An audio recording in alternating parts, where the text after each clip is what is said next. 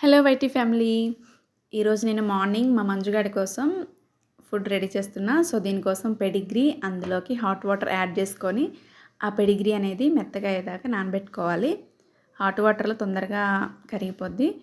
ఇందులోకి నేను తర్వాత సెర్లాక్ యాడ్ చేస్తాను. ఇట్లా హాట్ వాటర్లో యాడ్ చేసుకున్న తర్వాత దాన్ని స్పూన్తో ప్రెస్ చేస్తే అది పేస్ట్ టైప్ అయిపోతుంది. ఇందులోకి 3 టేబుల్ స్పూన్ నేను సెర్లాక్ యాడ్ చేస్తున్నాను. పర్ డే వచ్చేసి 4 or 5 టైమ్స్ ఫుడ్ పెడతాం మా మంజుగాడికి. మంజు అంటే అందరూ ఫీమేల్ డాగీ అనుకుంటున్నారు.